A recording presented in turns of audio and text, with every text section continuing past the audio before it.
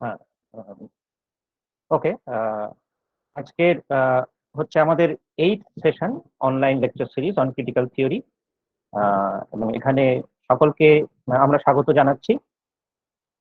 আজকের আমাদের ডিসকাশন হচ্ছে ফুকোর যে truth and truth and power, এই এই আমাদের যে পার্টিকুলার যে টেক্সটটি আছে সেটার উপরে এই ডিসকাশন হবে।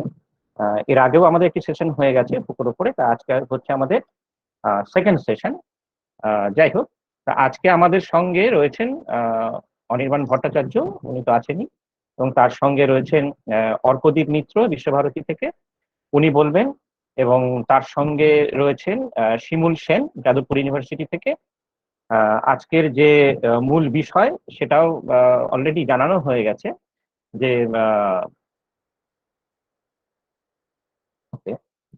আজকের যে বিষয় সেটা হচ্ছে যে ফুকোর চিন্তার ধরন ও ক্ষমতা তত্ত্ব, সত্যের নির্মিতি। তাহলে আমরা যেটা দেখতে পাচ্ছি ট্রুথ এবং যে পাওয়ার, এই যে যে দুটো যে শব্দবন্ধ যেটা আমাদের সিলেবাসের মধ্যে রয়েছে, তা সেটাই নিয়ে আলোচনা হবে মূলত। এবং অলরেডি কিছুটা ডিসকাশন আমাদের হয়েও গেছে। ফুকোর তো মূল কাজই হচ্ছে ক্ষমতা যে তত্ত্ব নিয়ে, এবং সেখানে আমরা অনেকটাই দেখেছি যে ফুকো যে কিভাবে তিনি ব্যাখ্যা করছেন, যে এর আগে আমরা যে সমস্ত ক্রিটিক্যাল থিওরি নিয়ে ডিসকাশন করেছি সেখানে আমাদের এরকম একটি ধারণা তৈরি হয়েছে যে ক্ষমতা একটি ইনস্টিটিউশনের মতন, যে সে বাইরে থেকে সবাইকে নিয়ন্ত্রণ করে। যে সেটা রাষ্ট্রের ধারণা দিয়ে আমরা দেখতে পারি, প্রশাসনের ধারণা দিয়ে আমরা দেখতে পারি নানা রকম ভাবে। কিন্তু ফুকো এখানে দেখাচ্ছেন যে ক্ষমতা যে কি হচ্ছে, যে সেটা কোনো ইনস্টিটিউশনের মতন নয়, যেটার যে ফাংশনিংটা আরো বেশি কমপ্লেক্স। এবং সেখানে তিনি দেখাচ্ছেন যে যে পাওয়ার কে আমরা যেটা ভাবি যে আহ, যেটা অমনিপ্রেজেন্ট, কিন্তু অমনিপ্রেজেন্ট এই অর্থে নয় যে যে সেটা আহ, একটি নির্দিষ্ট জায়গা থেকে সবাইকে যে নিয়ন্ত্রণ করছে তা নয়। যেটা তিনি বলছেন যে পাওয়ার কামস ফ্রম এভরিওয়্যার, যেখানে মাইক্রো পাওয়ারের ধারণা আসছে। তা যাই হোক, সেই পাওয়ারের তো অনেক বিষয়গুলো দিকগুলো আলোচনা হয়েছে। ফুকো যেভাবে সেগুলোকে নানা রকম ক্যাটাগরিতে যেগুলো ভাগ করছেন, মাইক্রো পাওয়ার, এবং তার সঙ্গে তিনি যে যে আলোচনাগুলো করছেন, যে সাবরেন পাওয়ার, বায়ো পাওয়ার, সেগুলো অলরেডি কিছু কিছু ধরে ধরে আলোচনা হয়েছে। তা আজকে আমরা শুরু করব হচ্ছে অর্কদীপ মিত্র থেকে। আশা করি উনি এসে গেছেন। শিমুল সেন সম্ভবত এখনো জয়েন করেননি। শিমুল সেন, আপনি কি আছেন? আহ, হ্যাঁ, উনি, আমি আছি। ও শোনা আচ্ছা যাচ্ছে আচ্ছা কি? আচ্ছা, হ্যাঁ হ্যাঁ, শোনা যাচ্ছে, একদম শোনা যাচ্ছে।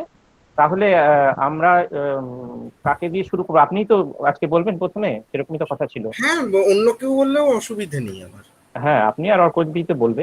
হ্যাঁ, ঠিক আচ্ছা আছে, আচ্ছা। তাহলে তাহলে আপনি শুরু করুন, আপনাকে দিয়ে আজকে সেশনটা শুরু হোক। ওকে। আচ্ছা। আহ, আহ, সবাইকে স্বাগত। আজকে মিশেল ফুকো নিয়ে বলার কথা, আমি খুব বেশি সময় নেব না।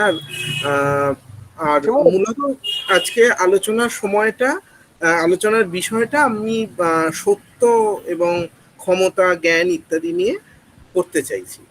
আচ্ছা। সত্য হ্যাঁ, হ্যালো অনির্বাণ দা। হ্যাঁ, বলছি যে আমি কয়েকটা তাহলে কথা বলে তুমি শুরু করো, আমি কয়েকটা কথা বলি। ঠিক আছে, ঠিক আছে। আমার স্পিকারটা মিউট করা ছিল, এই জন্য কথা বলতে পারছিলাম না। যাই হোক, মানে আজকে মূলত শিমুল আর অর্কই আলোচনা করবে। আমি শুধু একটু শুরুয়াতটা করে দিই। আর আরেকটা ব্যাপার যেটা আমরা মাথায় চিন্তা করছিলাম, এটা একটু মানে এই প্রসঙ্গেই, যে যেহেতু আমাদের ক্রিটিক্যাল থিওরি নিয়ে আমরা অনেকদিন ধরেই আলোচনা করছি, এটা তো অনেকটা মানে প্রয়োজন হচ্ছে একটা ইন্টারাক্টিভ হওয়ার কথা। মানে আমরা যে পারপাসে এই আলোচনা চক্রটা সাজিয়েছিলাম বা ভেবেছিলাম, তাতে আমরা চেয়েছিলাম অনেকটাই ইন্টারাক্টিভ হবে। তাও বেশ কিছুটাই অনেকটাই ইন্টারাক্টিভ হয়েছে। এটা একদিকে ভালো দিক। তবে প্রথম দিকে যে পরিমাণ লোকজন ছিল আস্তে আস্তে কমে যাচ্ছে। তার কারণ অনেকটাই ক্রিটিক্যাল থিওরি ব্যাপারটা একটুখানি মানে জটিল এবং গোলমেলে বিষয়। সুতরাং এটা অনেকটা মানে ওই মুখরোচক বিষয় না, একটু চিন্তা করার ব্যাপার থেকেই যায়। সুতরাং এই দিক থেকে আমরা আশ্বস্ত হচ্ছি যে এখনো পর্যন্ত কিছু লোকজন আছেন যারা সিরিয়াসলি শুনছেন। এটা খুব ভালো দিক। হয়তো নানান লোকের নানান কাজের মধ্যেও পড়তে পারে, নানান লোকজনের পরীক্ষা টরীক্ষা চলছে, সুতরাং এই ব্যাপারগুলো আছে। আর আমরা একটা যেটা ভেবেছি, যে আমরা ভেবেছিলাম যে এটাকে কিভাবে শেষ, মানে পরিসমাপ্তিটা কেমন হবে, সেটা নিয়ে আমি একটুখানি 2-4 মিনিট কথা বলবো। তারপরে শিমুল আর অর্ক বলবে। আমরা যেভাবে ভেবেছিলাম যে পুরোটাই তো অনলাইন প্ল্যাটফর্মে হচ্ছে, তা যদি আমাদের এই লকডাউন এবং এই করোনার যে পরিস্থিতি এটা যদি কিছুটা মোটামুটি কাটিয়ে ওঠা যায়, তাহলে আমরা একটা আলোচনা করেছি আমরা নিজেরা আমাদের এই ক্রিটিক্যাল থিওরি গ্রুপে যারা আলোচনা করছেন, বক্তৃতা করছেন বা এর মধ্যে এর সাথে যুক্ত, তারা ভেবেছি যে যদি একটা অফলাইন মানে কোনো একটা দিন যদি আমরা সামনাসামনি এসে কিছু কথা বলতে পারি বা একটু আলোচনা করতে পারি, যাদের সাথে আপনাদের পরিচয় হচ্ছে এই আলোচনার মধ্যে দিয়ে, একটু সরাসরি সামনাসামনি যদি কিছু কথাবার্তা আলোচনা করা যায়। আর আমরা একটা ভেবেও ছিলাম যে আমরা কিছু বইপত্র এখানে যারা যারা শুনছেন আগ্রহী, তাদের কিছু কাউকে কাউকে আমরা একটু বইপত্র দেবো, ক্রিটিক্যাল থিওরির উপর বই, সেটাও আমরা ভেবে রেখেছি। এবং সেই সূত্রে আমরা এটা আলোচনা করেছি যারা যারা হচ্ছে অর্গানাইজার তাদের সাথে, সেটা হচ্ছে যে 5 সেপ্টেম্বর যদি সমস্ত মানে ঠিকঠাক সমস্ত কিছু ঠিকঠাক থাকে, সময় যদি আমাদের অনুগ্রহ করে, তাহলে আমরা ভেবেছি যে ওই 5 সেপ্টেম্বরের দিন বিকেলের দিকে ওই 3টে নাগাদ আমরা একটা ছোট্ট অনুষ্ঠান করতে পারি, এবং সেই অনুষ্ঠানের মধ্যে দিয়ে আমরা একটু আলোচনা করলাম। এবং যেহেতু 5 সেপ্টেম্বর একটা বিশেষ দিন, আমাদের একটা অর্গানাইজেশন আছে বৈকল্পিক এবং হচ্ছে আমাদের এই যে লিটারি ক্লাসরুম, এই এই দুটো অর্গানাইজেশনের যৌথ উদ্যোগে আমরা প্রতি বছর যেটা করি, ওই কিছু বিশিষ্ট ব্যক্তি বা সমষ্টিকে আমরা শ্রদ্ধা জানাই এই ছোট্ট একটা ঘরোয়া অনুষ্ঠানের মাধ্যমে, সেটা আমরা করতে পারি। এবং সেখানে আমরা যেটা করতে পারি যে এই এই এই এই অনুষ্ঠানটাকে আমাদের এই এই যে পুরো অনলাইন সিরিজটা যেটা শেষ হচ্ছে, সেটা সামনাসামনি এসে একটু আলোচনা করে একটু কিছু যদি প্রশ্ন থাকে বা আমরা যদি সেটা আমরা ভেবে নিচ্ছি, আমরা আপনাদের সাথে আলোচনা করেই সেটা ঠিক করব যে কিভাবে এটাকে একটা একদম ঠিকঠাক ভাবে একটা তার একটা কনক্লুশনটা যাতে ভালো হয়, সেখানে আমরা একটু ইন্টারাকশনও করতে পারি। কিছু ভাবনা, কিছু প্রশ্ন যেগুলো উঠে আসছে সেগুলো নিয়ে আপনারা যদি মানে এর মাঝখানের পরিসরটা যখন এই লেকচারটা শেষ হয়ে যাবে, লেকচার সিরিজটা, সেখানে যদি কিছু প্রশ্ন আপনারা এইখানে আমাদের গ্রুপে দেন, তাহলে আমরা সেগুলো নিয়ে একটু আলোচনা করতে পারি বা কিছু হ্যান্ড আউট আমরা দিতে পারি এবং কিছু বইপত্র আপনাদের শেয়ার করতে পারি। সেটা আমরা ওই ওই দিন ওই অনুষ্ঠানের দিন আমরা একটু সেইটা করতে পারি, এইটা আমরা ভেবেছি। এবং আমরা ওই যেরকম করে থাকি মানে 5জন বিশিষ্ট লোককে বা বিশিষ্ট কোনো সমষ্টিকে আমরা ওই সম্মান জানাই, সেটা আমরা ওই দিন আমরা করার চিন্তা ভাবনা করছি। এখন সেটা আপনাদের মানে অনুমোদন সাপেক্ষ এই ব্যাপার, এইটা আমরা ভেবেছি। সুতরাং আপনারা যদি আমাদের গ্রুপে একটু জানান বা আপনাদের মত জানান এবং একটু জানান যে কেমন চলছে বা আপনাদের কি ফিডব্যাক, সেটা একটু আমাদের জানার প্রয়োজন আছে এই ব্যাপারটা। আজকে যে আলোচনার বিষয় মূলত হচ্ছে একটা হচ্ছে ফুকো যেভাবে কিভাবে চিন্তা করেন, তার চিন্তার ধরন বা চিন্তার ধাঁচাটা কিরকম। কারণ ফুকো তো বিভিন্ন রকম বিভিন্ন সময় বিভিন্ন রকম চিন্তা করেছেন। প্রথম দিকে আর্কিওলজি অফ নলেজ বা দ্য অর্ডার অফ থিংস, সেখানে এক ধরনের ভাবনা আমরা দেখতে পাচ্ছি যে বোরহেসের যে গল্প নিয়ে শুরু হচ্ছে, খুব চমৎকার একটি গল্প বালির বই, সেখানে গল্পের যে তার যে সেই বইটার যে পাতা, সেই পাতাগুলো হচ্ছে অর্ডারলি নয়, অর্ডার কোন স্ট্রাকচার্ড পাতা নেই। এই প্রথমে শুরু হচ্ছে 1196 পাতা দিয়ে, তারপরে 3 নম্বর পাতা আসলো, এইরকম নানান রকম ভাবে সেই বইটা সজ্জিত। এই যে অর্ডার অফ থিংস, সেটাকে উনি ঘেটে দিচ্ছেন এবং উনি কি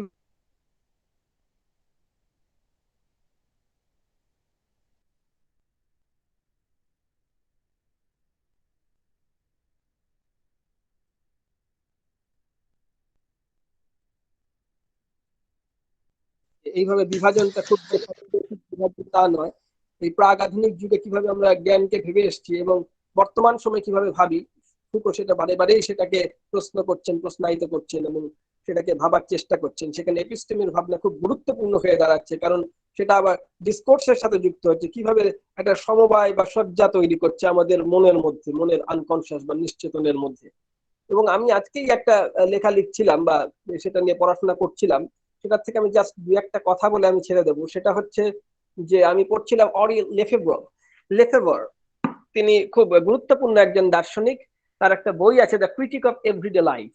তো সেই বইটায় উনি অ্যালতা গ্রিসকে বলে একটা ভাবনা নিয়ে আলোচনা করছেন যে যে আমাদের যে তিনি এক ধরনের মার্কসিস্ট, এক অর্থে মার্কসিস্ট, কিন্তু গিয়র্গ লুকাচ বা অরি লেফেব্রো এরা একটু মার্ক্সবাদের যে প্রথানুগ ধারা তার থেকে একটুখানি সরে এসছেন এবং তারা ভাবছেন যে এই যে দৈনিকতার যে জীবন, এই যে প্রতিদিনের প্রতিদৈনিক যে জীবন, প্রাত্যহিকতার যে জীবন, সেখানে কিভাবে মানুষের মধ্যে একটা এলিয়েনেশন তৈরি হচ্ছে, যে এলিয়েনেশনটা মার্কসিস্ট যে ঘরানায় যেভাবে এলিয়েনেশনকে ভাবা হয়, যে আত্মচ্যুতিকে যেভাবে ভাবা হয়, যে উৎপাদন এবং উৎপাদকের মধ্যে যে সম্পর্ক, তার মধ্যে যে দূরত্বটা তৈরি হয় আমরা দেখেছি মার্কসের মধ্যে। এবং আলথিউজার যখন পড়েছি এলিয়েনেশন নিয়ে, আমরা যখন ভাবনাটা নিয়ে আলোচনা করেছিলাম, দেখেছিলাম যে মানে প্রি ক্যাপিটালিস্ট যে সময়, সেখানে যিনি উৎপাদন করতেন, যে চাষি বা যে কৃষক কোনো সবজি উৎপাদন করছেন,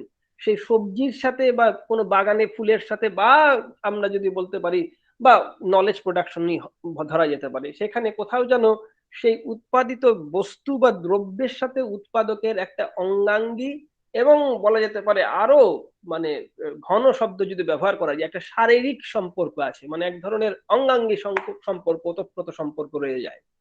যে আমি নিজের গাছে পেয়ারা ফলাচ্ছি বা নিজের বাগানে সবজি ফলাচ্ছি বা শাক ফলাচ্ছি, সুতরাং এই যে তৈরি হওয়া বিষয়, এই দ্রব্য উৎপাদিত যে জাত যে দ্রব্য, তার সাথে উৎপাদক যে আমি কিছু তৈরি করছি, একটা অঙ্গাঙ্গী সম্পর্ক তৈরি হয়। কিন্তু দেখা যাচ্ছে ডিভিশন অফ লেবার, এই শ্রমের বিভাজন, এবং যখন আমরা ইন্ডাস্ট্রির মধ্যে এসে পড়ছি, নগরমুখী মানুষ যখন, নগরকামী মানুষ যখন বারে বারে এই শিল্প রাজনীতির মধ্যে ঢুকছে, তখন দেখা যাচ্ছে যে শিল্পের যে ধাঁচা এবং তার যে সেই যে যন্ত্রায়িত রূপ, তার মধ্যে পড়ে দেখা যাচ্ছে এই যে ডিভিশন অফ লেবার, মানে শ্রম বিভাজন। মানে আমি প্রথম দিকে আলোচনা করেছিলাম যে একটা জুতো তৈরি করতে কেউ জুতোর শুকতলা তৈরি করছে, কেউ জুতোর মানে স্লিপারের যে স্ট্র্যাপ গুলো তৈরি করছে, কেউ আঠা দিয়ে সেটাকে পেস্টিং করছে, কেউ রং করছে, কেউ তার মধ্যে লোগো লাগাচ্ছে, কেউ সেটাকে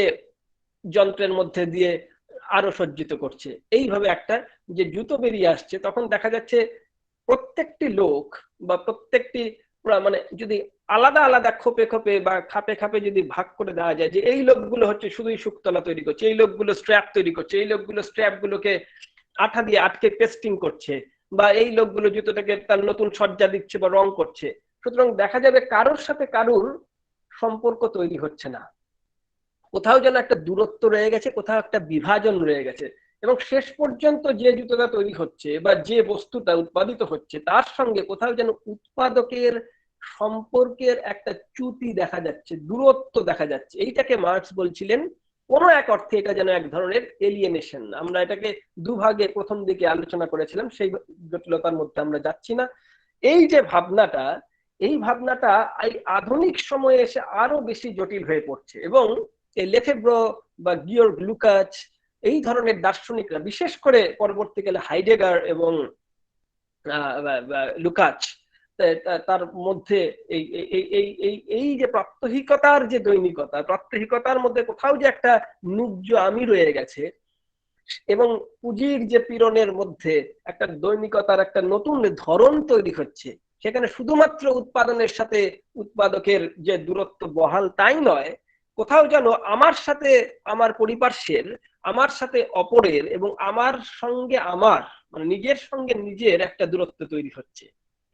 এই যে এটাকে উনি এক ধরনের এই আলতা গ্লিশকেড বা তুচ্ছ সামান্য অকিঞ্চিতকর একটা গতে বাঁধা প্রতিদৈনিকের কথা উনি বলছেন, যেখানে আমাদের জীবনের যে এই অনুভব, প্রেম, ভালোবাসা, স্ফুরণ, চিন্তা, যুক্তি, আকর্ষণ, বুদ্ধি, আকাঙ্ক্ষা, যৌনতা, সমস্ত কিছু কোথাও যেন তাৎপর্য হারিয়ে যাচ্ছে। একটা মানে জীবনের সমস্ত রস, জল, বিকাশ, অনুভবকে শুষে নেওয়া একটা আধুনিকতা, একটা যান্ত্রিক আধুনিকতা এসে যখন হাজির হচ্ছে, এবং এই যে নিজের সঙ্গে নিজের দূরত্ব তৈরি হচ্ছে, এই যে আমার ভিতর একটা চ্যুতি তৈরি হচ্ছে, একটা ছেদ তৈরি হচ্ছে, একটা রাপচার তৈরি হচ্ছে, কোথাও সেটা যেন অসেতু সম্ভব। মানে এটার মধ্যে এটা এক ধরনের এই অপারিয়া সংকুল, অ্যাপোরিয়া বলা যেতে পারে এটাকে, এটা আনপাসেবল ব্যারিয়ার, এটা এই ব্যবধানটা রয়েই যাচ্ছে। এবং আধুনিকতার কিন্তু অন্যতম গুরুত্বপূর্ণ একটা দিক বা লক্ষণ হচ্ছে কিন্তু এই যে আত্মচ্যুতি বা এই এলিয়েনেশন, যেটা একদম এভরিডে লাইফের সাথে যুক্ত, the critique of everyday life, প্রাত্যহিকতার সাথে যুক্ত, এটা মাথায় রাখতে হবে। এটা শুধু মানে ইন্ডাস্ট্রির মধ্যে শ্রমিকের সাথে মানে উৎপাদিত দ্রব্যের যে দূরত্ব সেটা নয়, এটা একদম ঘরের মধ্যে এসে পৌঁছাচ্ছে এবং আমির মধ্যে মানে সেটাকে আঘাত করছে। এবং এটা পরিপার্শ্বের সাথে যুক্ত, প্রতিবেশের সাথে যুক্ত, অপরের সাথে যুক্ত এবং আমার নিজের যে বেড়ে ওঠা এবং বা আমার ভেঙে পড়া, এই দুটোর সাথেই একই রকম ভাবে যুক্ত। এবং এই এই যে এলিয়েনেশন, এটাকে লেফেব্র দেখাচ্ছেন, বলছেন খুব চমৎকার ভাবে যে এই যে আমির ভেতর যে একটা শূন্যতা তৈরি হচ্ছে, এই যে অন্তর্মুখ শূন্যতার যে বোধ তৈরি হচ্ছে, সেটা কোথাও যেন আক্ষরিক অর্থে পূরিত হচ্ছে, কোথাও যেন সেটা ভরে উঠছে যখন আমরা পণ্যকে আমদানি করছি।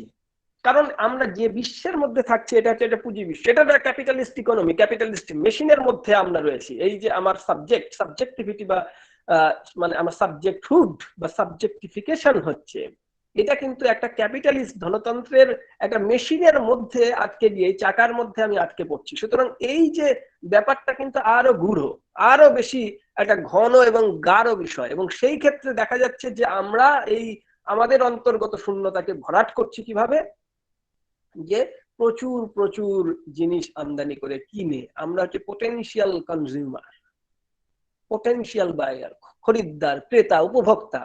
এবং কিসের? পণ্যের, শরীরের, সংস্কৃতির। এইভাবে মানে যেভাবে এই যে আমরা যে ক্রেতা বা উপভোক্তা হয়ে উঠছি, এটার সাথে এলিয়েনেশন কিভাবে যুক্ত, এই ইকোনমিটাকে, এই সংযুক্তিটাকে উনি বোঝার চেষ্টা করছেন। এবং হাইডেগার কিন্তু এটাকে বলছেন শুধুমাত্র এই রকম মানে রোজকেরেমির ব্যাপারটা, এই প্রাত্যহিকতার ব্যাপারটা কিন্তু একটা মানে এটা অবশ্যই একটা আত্মিক, অন্তর্গত, আধ্যাত্মিক এবং অন্তর্মুখ সমস্যা। এটা কিন্তু খুব একটা সাধারণ সমস্যা, এটা দার্শনিক সমস্যা। এবং দার্শনিক সমস্যাকে মোকাবিলা করছি আমরা কিন্তু এই পুঁজিকেন্দ্রিক বিশ্বের মধ্যে আমরা নিজেদেরকে আটকে ফেলে। এবং আমরা বারে বারেই ওই আমাদের আকাঙ্ক্ষাটা হচ্ছে পণ্যরতির আকাঙ্ক্ষা। এই যে পণ্যায়িত বিশ্ব, সেখানে শুধুমাত্র আমরা কিনেই চলছি, সমানে নানান রকম ভাবে কিনেই চলছি। এবং এই যে কেনাকাটা, এই যে আমদানি, সেটা শরীর হতে পারে, বস্তু হতে পারে, নানান বিষয় হতে পারে, সংস্কৃতি হতে পারে, অনেক বড় অর্থে অনেক কিছু হতে পারে। এই চলনের মধ্যে দিয়েই কিন্তু আসলে বিশ্ব গোলক হয়ে উঠছে। এটাই কিন্তু একটা গ্লোবালাইজেশন। এই যে গ্লোবালাইজড হয়ে উঠছে আর্থ বা ওয়ার্ল্ড, কিভাবে গ্লোবালাইজড হয়ে উঠছে, এটা কিন্তু এই ক্যাপিটালিজমের চলনের মধ্যে দিয়ে। এটা আমরা স্পিভাকের লেখায় দেখতে পাচ্ছি, বা পরবর্তীকালে আরো নানান লোকের লেখার মধ্যে দিয়ে, নানান দার্শনিক তাত্ত্বিকের লেখার মধ্যে দিয়ে আমরা দেখছি যে হাইডেগার যেটাকে বলছেন বা অ্যাগামবেন যেটাকে বলছেন ওয়ার্ল্ডিং, মানে কিভাবে আর্থ ওয়ার্ল্ড হয়ে উঠছে, পৃথিবী কিভাবে বিশ্ব হয়ে উঠছে, এবং এই বিশ্ব কিভাবে গোলক হয়ে উঠছে। এই গোলকায়নটা তৈরি হচ্ছে কিন্তু এই পুঁজির চলনের মধ্যে, এই পুঁজির সার্কুলেশনের মধ্যে, এই সার্কুলেশন অফ দ্য ক্যাপিটাল। এবং সেখানে আমরা এমন যে আমরা কিন্তু পুঁজিবাদী নই, ক্যাপিটালিস্ট নই। মানে আমরা হচ্ছে কারখানার মালিক বা আমরা ক্যাপিটালকে যেভাবে চালাতে পারি সেরকম নই। আমরা হচ্ছি রথিয়ে কথার মানে হচ্ছে যে subsumed in the flow of capital, in the circulation of capital. আমরা হচ্ছে এই পুঁজির গোলকের মধ্যে নিমজ্জিত, সাবজিউমড, ডুবে আছে। এখান থেকে আমাদের কোনো নিষ্ক্রমণ নেই, কোনো ওয়ে আউট নেই।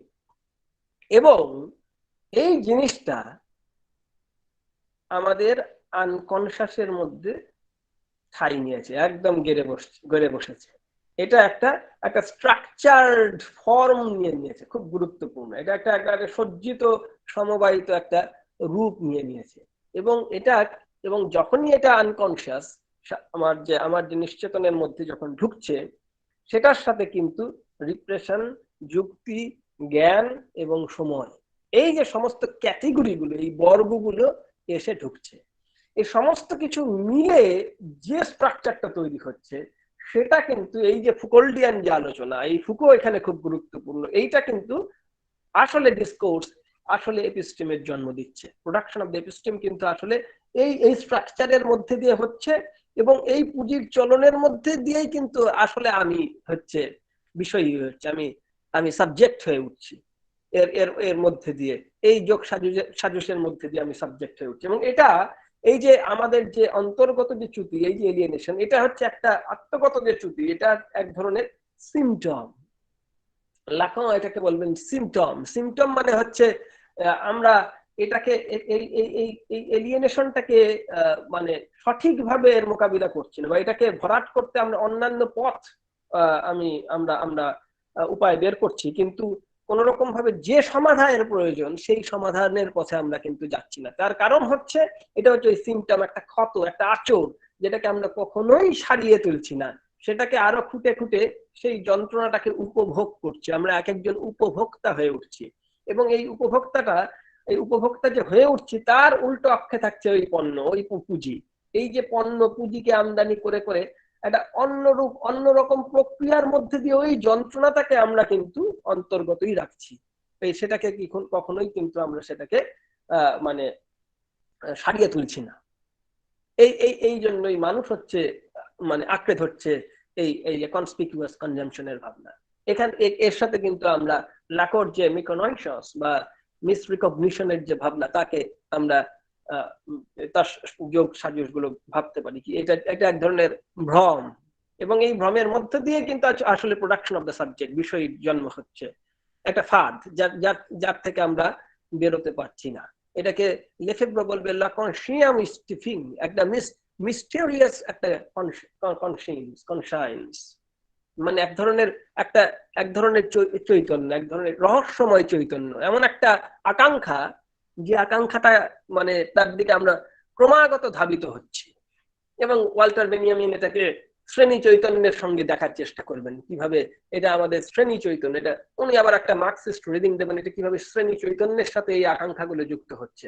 সুতরাং ব্যাপার হচ্ছে যে আমরা যদি বিপ্লবের কথা ভাবি, যে ক্ষমতায়িত বিশ্বের মধ্যে থেকে যদি আমরা কোথায় বিপ্লবকে ভাববো, কোথায় এর থেকে নিষ্ক্রমণকে ভাববো, অতিক্রমণকে আমরা ভাববো, তখন কিন্তু আমরা দেখা যাবে যে স্ট্রাকচারটা এমন, যেটা আমাদের এক নম্বর হচ্ছে আমাদের আনকনসিয়াসের মধ্যে গেড়ে বসছে, আমাদের এর থেকে বেরোতে পারছি না। এবং এই আনকনসিয়াসটা কিন্তু একদম এলোমেলো, যে ফ্রয়েডিয়ান আনকনসিয়াসের মতো না। এই আনকনসিয়াসটা অনেক ক্ষেত্রেই মানে একদম মানে একটা স্ট্রাকচার, তার একটা নির্দিষ্ট ধাঁচা আছে। মানে ধাঁচা বলতে সেটা এলোমেলো অবশ্যই, কিন্তু আমাদেরকে এমন ভাবে প্রহরা দিয়ে রেখেছে, এমন ভাবে আটকে রেখেছে।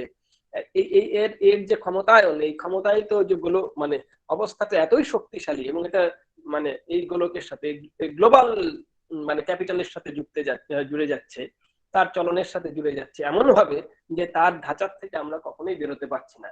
এবং এই যে স্ট্রাকচারটা আমরা দেখতে পাচ্ছি, যেহেতু এটা প্রাত্যহিকতার দৈনন্দিনতার সাথে যুক্ত এবং আমির সাথে যুক্ত, যেখানে আমির মধ্যেও কোথাও একটা যেন একটা ভেতরে চ্যুতি তৈরি হচ্ছে, কোথাও একটা অপরতা তৈরি হচ্ছে। সুতরাং মানে স্ট্রাকচারটাকে আমি এটাই বলার চেষ্টা করছি যে এখানে কিন্তু ক্ষমতার যে ব্যবহার, ক্ষমতার যে ভাবনা, এই ভাবনাটা কিন্তু খুব সহজ সরল সাদামাটা, যে কিনা মানে সামন্ততান্ত্রিক প্রভু দাসের সম্পর্কের মধ্যে যে ক্ষমতার যে ভাবনা, তার মতো নয়।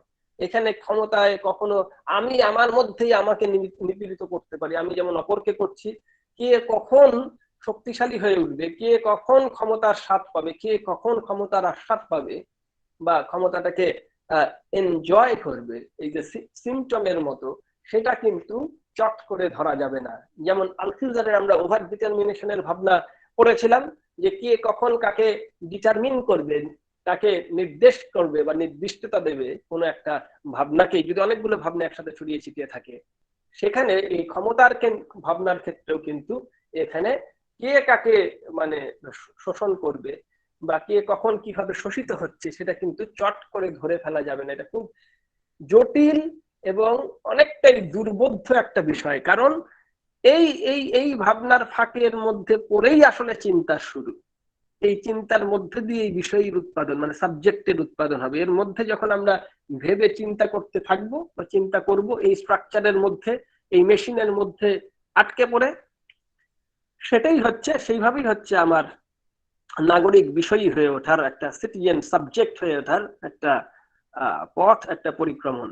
সুতরাং এই যে জটিল যে ধাঁধা বা এই জটিল যে অঙ্ক, এইটা এই গণিত, এই সংখ্যা তত্ত্ব বা যাই বলুক না কেন, মানে রৈখিকতা বা আঙ্কিকতা যাই হোক না কেন, এইটা কিন্তু এই ক্ষমতার যে আঙ্কিকতা, এখানে কিন্তু কে ক্ষমতা ভোগ করছে এবং কে শোষিত হচ্ছে, কে শাসক আর কে শাসিত, সেটা বোঝা কিন্তু চট করে ধরা যাবে না।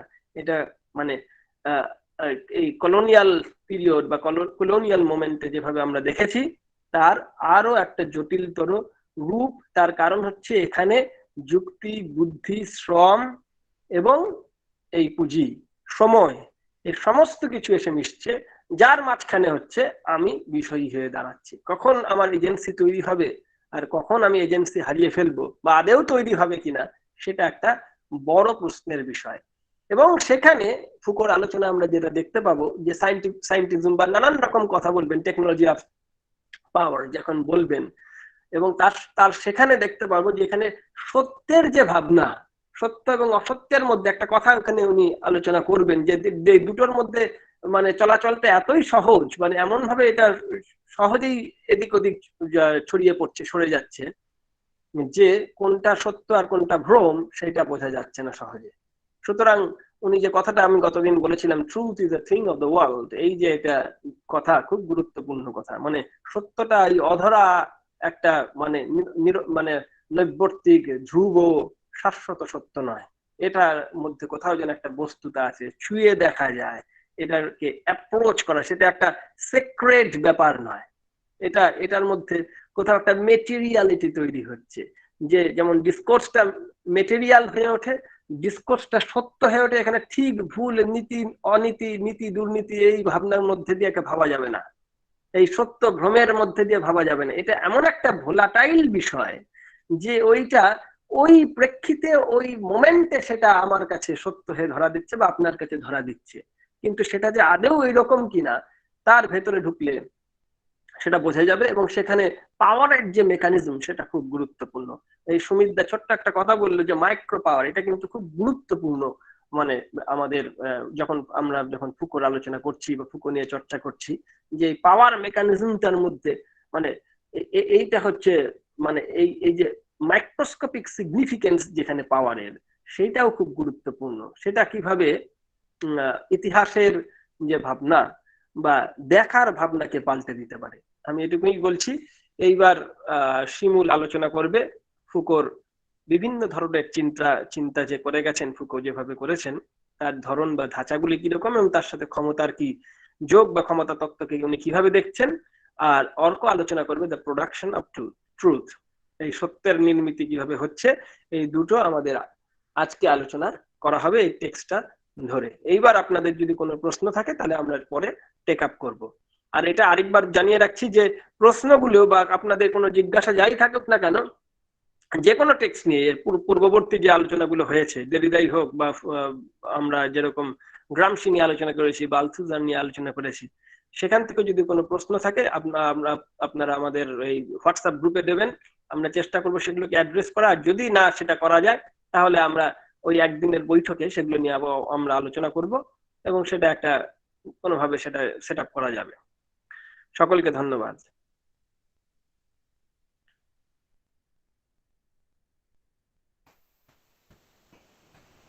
হ্যাঁ, অনেক অনেক ধন্যবাদ অনির্বাণ ভট্টাচার্যকে। হ্যাঁ, শিমুল সেন শিখেছেন আমাদের সঙ্গে, আমাদের সামনে। যাই হোক, হ্যাঁ, আমরা তাকে ডেকে নিচ্ছি। ঠিক আছে। আমি মূলত এই সত্য সংক্রান্ত আলোচনাটাকে শুরু করতে চাইছি প্রাচীন ক্লাসিক্যাল দর্শনের একটা টেক্সটের কথা মনে করে। সেই টেক্সটটা হচ্ছে প্লেটোর রিপাবলিক। প্লেটোর রিপাবলিক একটা জায়গা ছিল যেখানে কয়েকজন গুহায় বন্দি মানুষ, তারা বাইরের পৃথিবীটাকে দেখতে পাচ্ছেন না, এবং প্লেটো তিনটে ধারণাকে নিয়েছিলেন: সূর্য, গুহালিপি আর তার মাঝখানে একটা ডিভাইডিং লাইন। ব্যাপারটা কিরকম? ব্যাপারটা হচ্ছে গুহায় বন্দি কয়েকজন মানুষ, তারা বাইরের দুনিয়াটাকে দেখতে পাচ্ছেন না। বাইরে কিছু আগুন জ্বেলেছেন তারা, সেই আগুনটা প্রতিফলিত হয়ে গুহার অন্ধকার দেয়ালে ছায়া ফেলছে। তারা ভাবছেন এটাই হচ্ছে আসলে বাইরের সূর্যের যে চেহারা, সেটা সূর্যটা আসলে এইটা।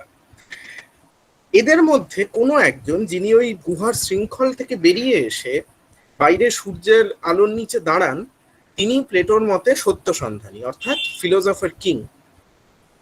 এই ফিলোসফির কিংকে নিয়ে প্লেটো এরপর বহু আলোচনা করেছেন, তার ভিত্তিতে একটা আদর্শ রাষ্ট্রের কথা বলেছেন। কিন্তু আমরা যদি এই আলোচনাটাকে এখানে মুলতুবি রেখে চলে আসি আরেক দার্শনিকের কাছে, ইমানুয়েল কান্ট। কান্ট এই বহু শতাব্দী পর তার ক্রিটিক অফ পিওর রিজনে সত্যের দুমুখ চেহারার কথা বললেন, বাস্তবের দুমুখ চেহারার কথা বললেন। কিরকম? একটা হচ্ছে কান্টের মতে নিউমেনানের দুনিয়া, অর্থাৎ কিনা যা অবাক, অচিন্তনীয়, যাকে কল্পনা করা যায় না, যাকে অক্ষর মানে যার কোনো ক্ষরণ হতে পারে না, এই হচ্ছে একটা দুনিয়া। আর একটা দুনিয়া হলো ফেনোমেনানের দুনিয়া, অর্থাৎ যা কিনা জড়, যা কিনা আপতিক, যা কিনা নিত্য নয়, যা কিনা নৈমিত্তিক, এই হচ্ছে আরেক দুনিয়া। যেমন ধরা যাক গোলাপ ফুলের রং কি, এটা জানার জন্য আমার পঞ্চেন্দ্রিয় যথেষ্ট।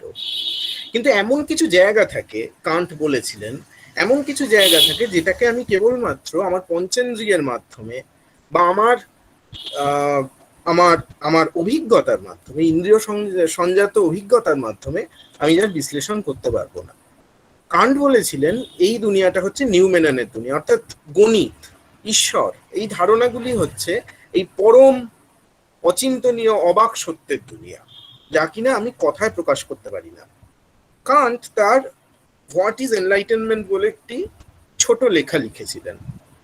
সেই লেখায় কান্ট দুটো ভাগে যুক্তি, মানে যুক্তি অর্থাৎ যার মাধ্যমে আমরা সত্যি উপনীত হব, সেই যুক্তি প্রয়োগের দুটো ক্ষেত্রকে আলাদা করেছিলেন।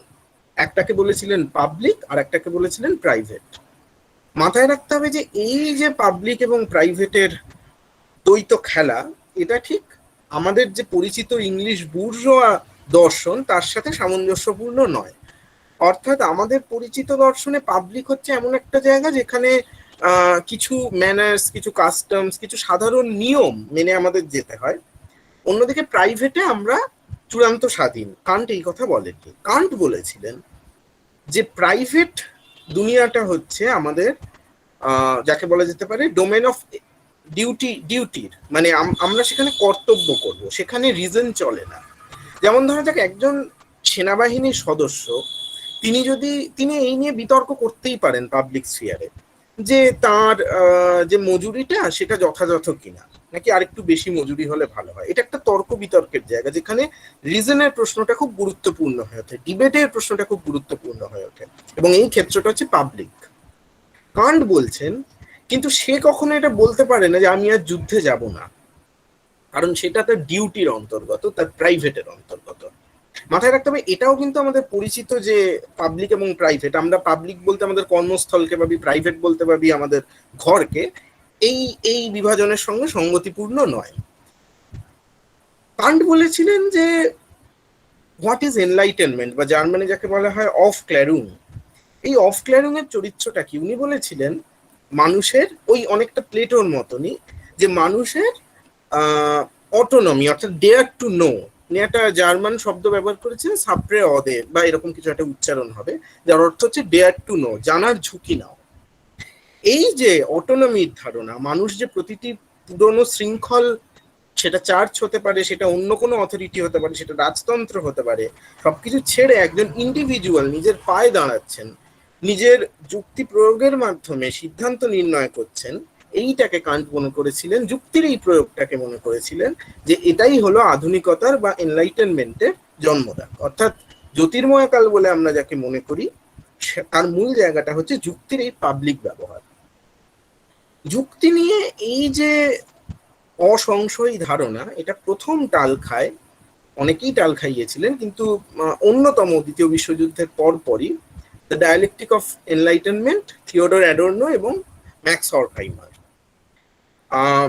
ফ্র্যাঙ্কফুর্ট স্কুলের সদস্য ছিলেন তারা প্রথম দেখালেন যে এই যে যাকে যুক্তি হিসেবে আমরা দেখছি, মাথায় রাখতে হবে এর আগে যুক্তির সমালোচনা করে গেছেন ডেভিড হিউম, করে গেছেন ফ্রেডরিক নিটশে এবং আরো অনেকে, কিন্তু এরা প্রথম দেখালেন যে ঐতিহাসিক অভিজ্ঞতার প্রেক্ষিতে যাকে আমরা যুক্তি মনে করছি, সেই যুক্তি আসলে একটা ইনস্ট্রুমেন্টাল রিজনে পরিণত হয়েছে। অর্থাৎ যুক্তি আসলে পর্যবসিত হয়েছে কতগুলো দক্ষতার উপর, যে কত ভালোভাবে আমরা কাজটা সম্পন্ন করতে পারবো। ধরা যাক আমরা যদি ভাবি গ্যাস চেম্বারের কথা, যেখানে শত শত ইহুদিকে নাৎসিরা পুড়িয়ে মেরে কনসেন্ট্রেশন ক্যাম্পের কথা অত্যাচার করে মারতো, সেই সেই জায়গাগুলোর কথা যদি আমরা ভাবি, আমরা দেখতে পাবো সেখানেও যুক্তি ব্যবহৃত হচ্ছে। কিন্তু সেই যুক্তি, যাকে ইমানুয়েল কান্ট বলেছিলেন পারপেচুয়াল পিস, অর্থাৎ চিরশান্তির দুনিয়া, অর্থাৎ সমস্ত দর্শনের মধ্যেই তো একটা উত্তরণের প্রশ্ন থাকে, যে আমরা প্লেটোর যে কথাটা বললাম, প্লেটোর মধ্যেও রয়েছে যে মানুষ তো আসলে স্বভাবত সসীম, এই সসীমকে উত্তরণ করে অসীমের সন্ধানে কিভাবে মানুষ যেতে পারে, এটা সমস্ত দার্শনিকের একটা মূল আলোচ্য জায়গা হয়ে উঠেছিল। অ্যাডর্ন এবং হরখাইমার বললেন সেই পারপেচুয়াল পিসের দুনিয়ায় কিন্তু নিয়ে যেতে পারেনি যুক্তির এই ব্যবহার। তার বদলে কি হয়েছে?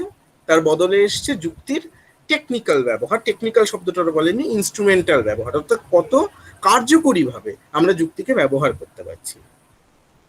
এই প্রেক্ষাপটটা মাথায় না রাখলে মিশেল ফুকো এবং বিশেষ করে যুদ্ধ পরবর্তী, দ্বিতীয় বিশ্বযুদ্ধ পরবর্তী সময় তার যে অবদান, এটাকে খুব একটা ধরা যাবে না। সব থেকে বড় কথা যেটা, যে ফুকো সম্ভবত খুব এক্সপ্লিসিটলি প্রথম সেই দার্শনিক যিনি সরাসরিভাবে, আমি মানে মেটাফরিক্যালি বলছি, যিনি একজন নাস্তিক, অর্থাৎ আধুনিকতার অস্তিবাদে তার খুব একটা আস্থা ছিল না। ফুকো যেটা দেখিয়েছেন, যেমন ধরা যাক তার একদম প্রথম দিকের রচনা, যেটা বার্থ অফ দ্য ক্লিনিক হতে পারে, হিস্ট্রি অফ ম্যাডনেস হতে পারে, যেখানে তিনি দেখাচ্ছেন যে উন্মাদকে চিহ্নিত করার এই যে প্রকল্প, এটা কি কোনো উন্মাদনা মানে এই অর্থে আসছে যে উন্মাদ এমন একজন ব্যক্তি যিনি ওই সত্যের দুনিয়া থেকে ছিটকে যাচ্ছেন, কোনো নিরপেক্ষ প্রাক প্রদত্ত সত্যের ধারণার মধ্যে যিনি আর নেই, সেই সেই ব্যক্তিটি হচ্ছেন উন্মাদ? ফুকো বলছেন ব্যাপারটা ঠিক এরকম না। উনি দেখতে চাইছেন ডিসকোর্স হিসেবে, অর্থাৎ যাকে আমরা উন্মাদনা বলছি তা আসলে মূলত কোনো নিরপেক্ষ বস্তুনিষ্ঠ নৈর্ব্যক্তিক অনপেক্ষ বৈজ্ঞানিক সত্য নয়, সেই সত্য একটা নির্মিতি মাত্র, এবং সেই নির্মিতিটা কি? বুর্জোয়া নৈতিকতার ডিসকোর্স এক ধরনের।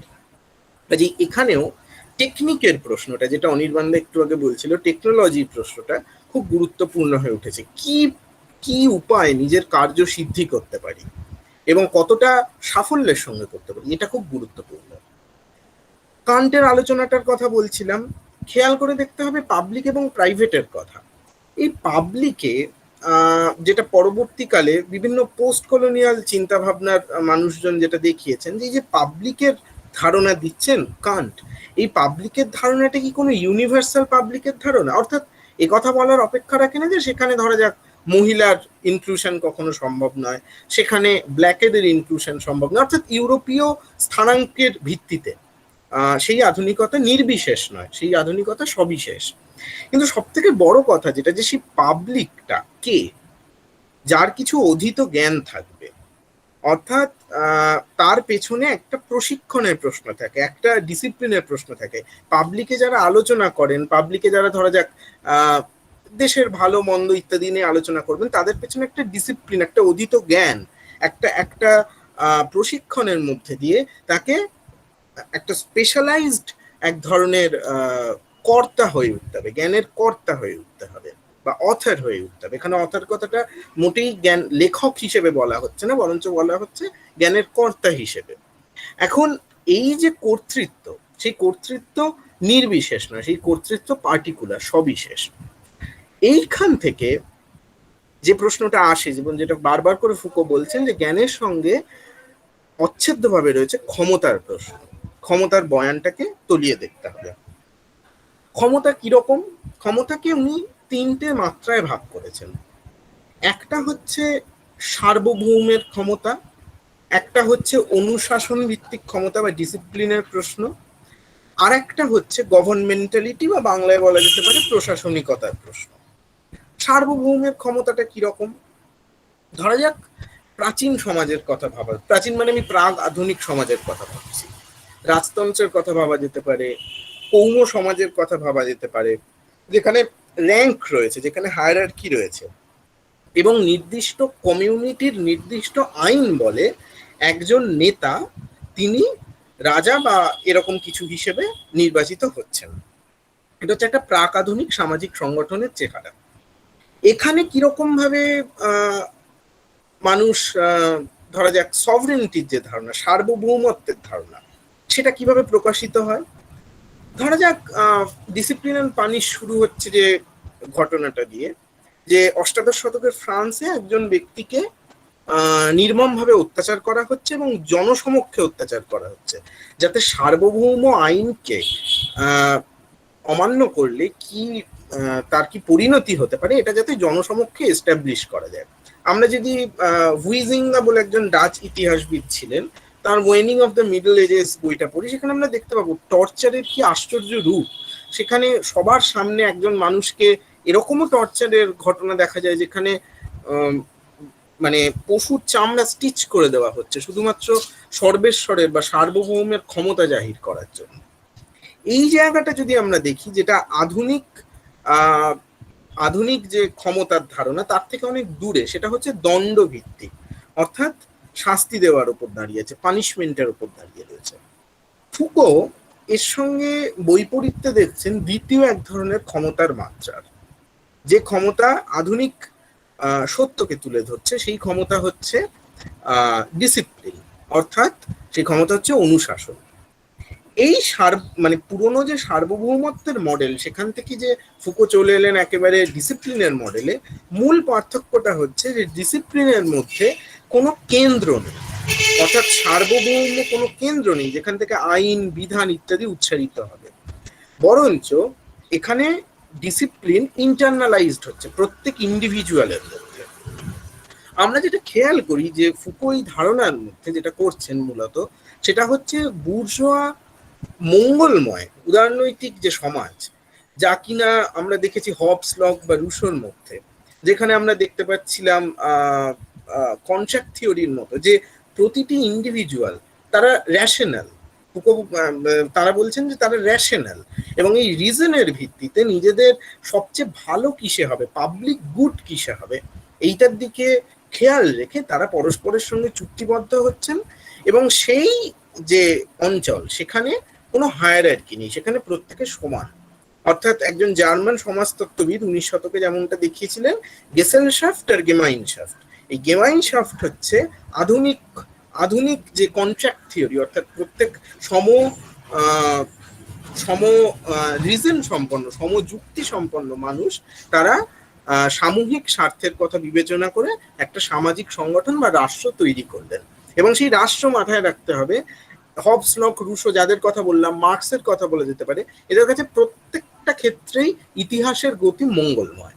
অর্থাৎ যে ট্রান্সেন্ডেন্সের কথা একটু আগে বলছিলাম, ইমানসিপেশনের কথা বলছিলাম, উত্তরণের প্রশ্নের কথা বলছিলাম, অর্থাৎ আমরা লিবারেট করব, যেটা কান্টের ভাষায় পারপেচুয়াল পিসের প্রশ্ন। এখন যেটা দেখা যাচ্ছে যে ফুকো এই মডেলটার বিরোধিতা করছেন। কিরকম বিরোধিতা? ধরা যাক আমরা একটা উদাহরণ নিই, ধরা যাক 1789 সাল যখন ফ্রেঞ্চ রেভলিউশন হচ্ছে, বা 1917 সাল যখন রাশিয়াতে জারের বিরুদ্ধে বিদ্রোহ এবং শেষ পর্যন্ত বিপ্লব হচ্ছে। দুটো ক্ষেত্রেই মাথায় রাখতে হবে, একটা নির্দিষ্ট প্রাসাদ যেটা কিনা ক্ষমতার কেন্দ্র হিসেবে কাজ করছে, তাকে কেন্দ্র করে শত শত হাজারে হাজারে মানুষ তারা মোবিলাইজড হচ্ছেন, এবং এই মোবিলাইজের মাধ্যমে, কেন্দ্রাতিগ মোবিলাইজেশনের মাধ্যমে তারা পুরনো শাসন ব্যবস্থাকে রিপ্লেস করে একটা নতুন শাসন ব্যবস্থার প্রবর্তন করছেন, যা কিনা ইতিহাসের মাত্রা একটা প্রগতিকে সূচিত করছে। ফুকো এরকম কোনো প্রথমত রাপচারের কথা তো বলেনি না, তার থেকেও যেটা বড় কথা, ফুকো কোনো কেন্দ্রের অস্তিত্বেই বিশ্বাসী নয়। কিরকম? ধরা যাক আমাদের বাস্তব অভিজ্ঞতার মধ্যে থেকে, ধরা যাক আজ থেকে 20 বছরও হয়নি, এইরকম আগে 2003-4 এইরকম সময় লন্ডনে একটা বিপুল জমায়েত হয়েছিল। সেটা হচ্ছে আমেরিকা যখন ইরাক আক্রমণ করতে আসে, তার বিরুদ্ধে লন্ডনের সাধারণ মানুষ, লাখে লাখে মানুষ তারা বেরিয়েছিলেন। এটা যখন একটা বড়সড় চিন্তার কারণ তৈরি করেছিল, বিশেষ করে তখনকার সংবাদপত্র এবং অন্যান্য মিডিয়াগুলোতে। তারা যখন জিজ্ঞাসা করেন বিশেষ করে ওই দেশের সরকারের কাছে, যে এত বড় একটা মোবিলাইজেশন হলো, এত বড় একটা জমায়েত হলো, তা সেটা আপনারা কি ভাবছেন? কারণ এত বড় জমায়েত ইতপূর্বে কখনো লন্ডনের রাস্তায় দেখা যায়নি। তখন সরকার যে কথাটা বলেছিল যে ওরা তো 1 লাখ মানুষ, লন্ডনে থাকে কজন? থাকে হয়তো 7 লাখ 8 লাখ মানুষ, অর্থাৎ বাকিরা তো বাড়িতে বসেছিল, তারা তো কেউ জমায়েতে যোগ দেয়নি। এইটা হচ্ছে আধুনিক ক্ষমতার জায়গা, যেখানে কোনো সেন্টার্ড মোবিলাইজেশনের বদলে ক্যাপিলারি ফর্মস অফ পাওয়ার, অর্থাৎ প্রত্যেকটা অণু, যেটা মাইক্রোফিজিক্যাল ফর্ম অফ পাওয়ার, যেটা অনির্বাণ দা বলছিল, যে প্রত্যেকটা অণুতে বিশ্লিষ্ট হয়ে যাচ্ছে, প্রত্যেক ব্যক্তির মধ্যে সঞ্চারিত হচ্ছে। এবং মাথায় রাখতে হবে সেই ব্যক্তির মধ্যে সঞ্চারিত হওয়াটা কিন্তু কোনোভাবে সেই পুরনো যে টর্চারের তরিকা বা শাস্তি বা কোয়ার্শনের যে তরিকা তার সাথে সাযুজ্যপূর্ণ নয়। এটা হচ্ছে ইন্টারনালাইজেশনের ফসল। আমরা হেজিমানি নিয়ে এর আগে আলোচনা করেছিলাম, বলা যেতে পারে হেজিমানিরই একটা আপডেটেড রূপ এটা, যেখানে ইন্টারনালাইজ করা হচ্ছে। এখানে অনেকে বলতে পারেন যে আধুনিক জেলখানা তাহলে কি? ফুকো এখানেই বলছেন ডিসিপ্লিন অ্যান্ড পানিশে যে আধুনিক জেলখানার রূপও কিন্তু বিবর্তিত হয়েছে বছরের পর বছর। কিরকম? উনি বলছেন যে আধুনিক জেলখানার আগে ধরা যাক, উনি কোথাও লিখছেন না এইটার কথা, কিন্তু গিলোটিনের কথা আমরা সকলে জানি। গিলোটিন থেকে যে আস্তে আস্তে বর্তমানে ধরুন নরওয়ে, সেটা একটা খুব সাংঘাতিক, আমরা যা বলি সংশোধনাগার। হ্যাঁ, এই সংশোধনাগার কথাটার অর্থ কি? নরওয়েতে একটা কিছু জেলের কথা আপনারা দেখতে পাবেন, যে জেলগুলোতে মানুষকে অঢেল বসার জায়গা এবং টিভি থাকে, ল্যাপটপ থাকে, সবকিছু দেওয়া হয়, কিন্তু সারাক্ষণ তাকে একটা সার্ভেলেন্সের মধ্যে রাখা হয়। এই যে সার্ভেলেন্সের প্রক্রিয়াটা, এইটা হচ্ছে যেটাকে ফুকো বলেছিলেন বেনথামের যে আর্কিটেকচারাল মডেল তার থেকে নেওয়া, বা প্যানপটিকন, অর্থাৎ কোন একটি উচ্চতম বিন্দু থেকে সেখান থেকে নজরদারি রাখা হচ্ছে। ফাঁকির জায়গাটা হচ্ছে এটাই যে উচ্চতম বিন্দু থেকে যে দেখা হচ্ছে তার নিচে থাকা বন্দিরা, যারা কিনা আলাদা আলাদা সেলে রয়েছে, বিচ্ছিন্নভাবে রয়েছে, তারা কখনো দেখতে পাচ্ছে না যে ওপর থেকে তাদের উপর নজর রাখা হচ্ছে, কিন্তু বলা হচ্ছে যে তাদের উপর নজর রাখা হচ্ছে। এইটা হচ্ছে একটা সার্ভেলেন্সের দুনিয়ার মধ্যে আমরা ঢুকে পড়ছি। এবং বিশেষ করে আমরা বলতে পারি হাসপাতালের কথা, যা ওই পিনাল স্ট্রাকচারেরই বলা যেতে পারে এক ধরনের হোমোলজি। আধুনিক স্কুলের কথা বলতে পারি, আমরা কারখানার কথা বলতে পারি। এই সমস্ত জায়গাতে এই সার্ভিলেন্সের মাধ্যমে শ্রমিককে যেমন ফ্যাক্টরিতে সারাক্ষণ একটা টাইম ডিসিপ্লিনের মধ্যে বেঁধে রাখা হচ্ছে, যে কত ঘন্টা সে কাজ করবে দিনে, এবং ওপর থেকে কোনো একজন সুপারভাইজার সেটাকে সুপারভাইজ করছেন, ব্যক্তি নয়, একটা সিস্টেম সুপারভাইজ করছে। আর সব থেকে বড় কথা, যেখানে ফুকো বিশেষত রিজনের যে অবিমিশ্র এবং শুদ্ধ রূপ তাকে প্রশ্ন করেন, উনি দেখাচ্ছেন যে রিজন, হিউম্যান রিজন এভাবেই কাজ করে যে সে ইন্টারনালাইজ করছে। অর্থাৎ আমাদের যদি আজ শরীর খারাপ হয়, তাহলে আমরা কেউ আমাদের মেরে ধরে হাসপাতালে পাঠাবে না। হাসপাতাল যা কিনা একটা সাইট অফ, বলা যেতে পারে সাইট অফ পাওয়ার এক্সারসাইজ, সেখানে কেউ আমাদের মেরে ধরে পাঠাবে না। বা আজকে যে আমি যদি পরীক্ষায় ফেল করি তাহলে আমাকে ভালো পড়তে হবে, এটা কেউ আমায় মেরে ধরে বলবে না। এটা স্বশাসনের প্রশ্ন। আমি নিজেই এই উপলব্ধিতে উপনীত হয়েছি যে আমার এটা করার প্রয়োজন। ইন্টারনালাইজেশন এখানে সরাসরি ভাবে যে লিবারাল ফর্ম অফ গভর্নমেন্ট বা লিবারাল যে ফিলোসফি, তাকে ফুকো সরাসরি আক্রমণ করে। যে লিবারাল ফিলোসফি আসলে কিছুই না। লিবারাল ফিলোসফি যে অটোনমির কথা বলে, কারণ যে অটোনমির প্রশ্নটা এনেছিলেন, যে প্রত্যেক মানুষ জানার ঝুঁকি নিচ্ছে, এই অটোনমির প্রশ্নটা আসলে অতখানি অস্তিবাদী নয়, বরঞ্চ অনেকখানি নেতিবাদী।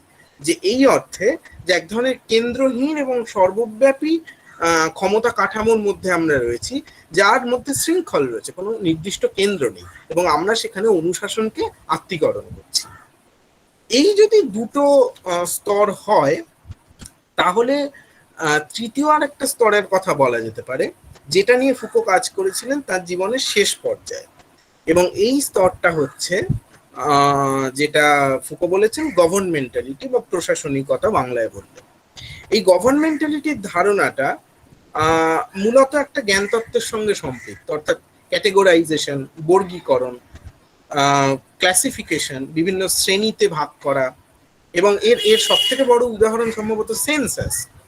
এবং এই যে জ্ঞানতাত্ত্বিক প্রকল্প ক্ষমতার, সেটা পর্যবসিত হয় এই গভর্নমেন্টালিটির প্রশ্ন। এখানে আরো একটা জায়গা যেখানে ফুকো বস্তুত লিবারাল থিওরিকে আক্রমণ করছেন। লিবারাল থিওরিতে রয়েছে পিপলের ধারণা। আমাদের সংবিধান যেমন শুরু হচ্ছে উই দ্য পিপল, অর্থাৎ আবারও বলছি স্বযুক্তিতে বলিয়ান শুভবুদ্ধি সম্পন্ন নাগরিকের প্রশ্ন। ফুকো দেখাচ্ছেন পিপল থেকে আমরা প্রতিসরণের মাধ্যমে চলে এসেছি পপুলেশনের জায়গা, অর্থাৎ যেখানে আমি আসলে একটা বৃহত্তর জ্ঞান কাঠামোর অবজেক্ট হিসেবে রয়েছি। কিরকম? ফুকো যেটা করলেন সেটা হচ্ছে এই দ্বিতীয় স্তরের যে ক্ষমতা, অর্থাৎ কিনা যেটা উনি বলছেন ডিসিপ্লিন থেকে সরে আসছেন গভর্নমেন্টালিটির দিকে। ডিসিপ্লিন কাজ করে কিছু লোকাল সাইট অফ পাওয়ারে, যেমন হাসপাতালের কথা বললাম, কারখানার কথা বললাম। ফুকো বলছেন এখান থেকে আমাদের সরে আসতে হবে মানুষের প্রাত্যহিকের দিকে, অর্থাৎ কিনা মানুষের হাইজিন, মানুষের প্রতিদিনের আচার আচরণ। এবং ফুকো যেটাকে বলছেন, আমরা একটা সোসাইটি অফ সেক্সুয়ালিটিতে বাস করছি, একটা যৌনতা সমাজে বাস করছি, আমরা কোনো পুরনো কৌম সমাজের মধ্যে আর নেই যেখানে সার্বভৌম শাসন করবে। কাজেই ফুকোর এই যে লেট ফুকোর মধ্যে যৌনতার প্রশ্নটা খুব গুরুত্বপূর্ণ হয়ে ওঠে, যে কিভাবে বংশ বৃদ্ধি করা হবে, মাতৃত্বের ধারণা, হাইজিন কিভাবে আমরা রেগুলেট করব, অথবা এই সমস্ত প্রশ্ন। এবং যেতে পারে, এবং এর মাধ্যমে বংশ বিস্তার, প্রজন্মের এর মাধ্যমে পপুলেশনের আইডিয়াটাকে, এবং যদি দিক হয়ে থাকে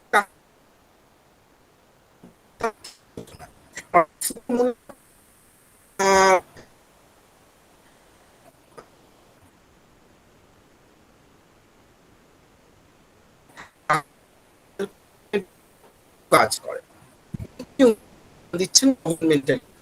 এবং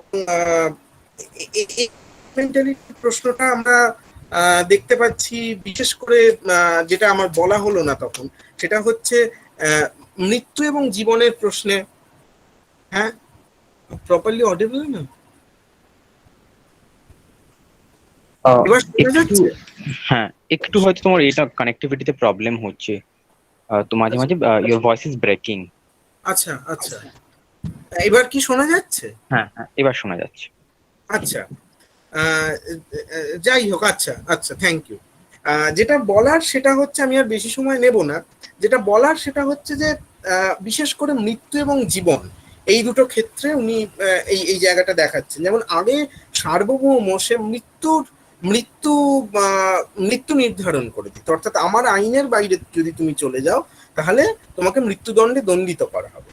এখানে গভর্নমেন্টালিটি কাজ করছে প্রতিদিনের আনুবীক্ষণিক প্রতিদৈনিক স্তরে, অর্থাৎ যেখানে ক্ষমতা জীবন দিচ্ছে, ক্ষমতা উৎপাদন বাড়াচ্ছে। এবং ফুকো মনে করছেন যে এই যে পপুলেশনকে নিয়ন্ত্রণ করা, রেগুলেট করা, তাকে নর্মালাইজ করা, এই প্রতিটি টেকনিক সম্পৃক্ত রয়েছে নিওলিবারাল ফর্মস অফ গভর্নেন্সের সঙ্গে, নব উদারবাদী সমাজের সঙ্গে, নব উদারবাদী প্রশাসনিকতার সঙ্গে। অর্থাৎ সেটা যে শুভবুদ্ধি সম্পন্ন মানুষের ব্যক্তিক ইচ্ছার উপর ভিত্তি করে গড়ে উঠেছে, ব্যাপারটা মোটেই এরকম নয়। ফুকো দেখাচ্ছেন যে কিভাবে, আমি যেমনটা বলছিলাম যে পপুলেশনের প্রোফাইল তৈরি করা হচ্ছে, এবং স্ট্যাটিস্টিক্স, যেটা আগে বলা উচিত ছিল, স্ট্যাটিস্টিক্স এর ধারণাটা, যেখানে সংখ্যাতত্ত্বের ভিত্তিতে পপুলেশনকে কন্ট্রোল করা হচ্ছে বা রেগুলেট করা হচ্ছে। এবং ফুকো দু ধরনের পলিটিক্সের কথা আনছেন এখানে। একটি হলো শরীরের প্রশ্ন, অর্থাৎ এন্টোমো পলিটিক্স, আর একটা হচ্ছে বডি পলিটিক্সের ধারণা। এবং সব থেকে বড় কথা যেটা হচ্ছে যে টেরিটরির ধারণা থেকে ফুকো ক্রমশ সরে আসছেন, রুল থেকে সরে আসছেন। আগে উনি মনে করতেন কতগুলো ডিসকার্সিভ সিস্টেমের কথা, যেখানে ডিসকোর্স কিছু রুলের মাধ্যমে অপারেট করে। এখানে ফুকো টেরিটরি থেকে সরে এসে প্রতিদিনের যে ব্যক্তি মানুষের বেঁচে থাকা তার স্বযুক্তির ওপর ভিত্তি করে সেইখানে ফুকো আসতে চাইছেন, অর্থাৎ একটা পপুলেশনকে কন্ট্রোল করার বিভিন্ন তরিকায়। আমি আর বেশি সময় নেব না, আমি এটুকুই শুধু বলবো যে আমাদের বুর্জোয়া, হ্যাঁ ওটা, হ্যাঁ একটা রেফারেন্স, উপন্যাস না, ওটা একজন ডাচ ইতিহাসবিদের, the waning of the middle ages, বোধহয় ওটার কথাই উনি বলতে চাইছেন। হ্যাঁ হ্যাঁ হ্যাঁ, হুইজিঙ্গা বলে একজন ইতিহাসবিদের, ডাচ ইতিহাসবিদের, the waning of the middle ages, অর্থাৎ মধ্যযুগ শেষ হচ্ছে, আধুনিক যুগ আসছে, এরকম একটা কালো পর্ব নিয়ে ওর এই লেখাটা। যাই হোক, আমার শুধু একটা কথাই শেষে বলার, সেটা হচ্ছে যে এই যে গভর্নেন্সের প্রশ্নটা ফুকো শেষ জীবনে আনছেন, এবং তারপর তিনি অকাল প্রয়াত হলেন মধ্য 50-এর বয়সে। সব মিলিয়ে একটা জায়গা আমাদের সামনে হাজির হয়, সেটা হচ্ছে একদিকে তিনি যেমন মার্ক্সবাদী চিন্তার থেকে অনেকখানি আলাদা ছিলেন, এ কথা বলার কোনো অপেক্ষা রাখে না। অন্যদিকে যে আমাদের যে লিবারেল ফিলোসফি তাকে এইভাবে আক্রমণ করার মতো মানুষ বোধহয় ফুকো ছাড়া দ্বিতীয় মহাবিশ্বের পরবর্তী সবচেয়ে প্রমিনেন্ট যারা আক্রমণ করেছেন তাদের মধ্যে ফুকো সম্ভবত অন্যতম। এই কথাটা বলে আমি শেষ করছি। আমি জানি কিছু জায়গা হয়তো অসংলগ্ন হলো, আমার শরীরও খুব একটা ভালো ছিল না। আশা করছি যে মোটামুটি একটা মানে আমার বক্তব্যটা রাখা গেছে। নমস্কার।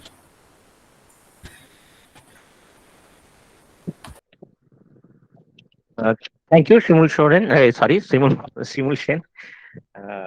এরপরে আমাদের বলবেন অর্কদীপ মিত্র। তিনি তো রয়েছেনই আমাদের সঙ্গে, তাকে আমরা ডেকে নিচ্ছি।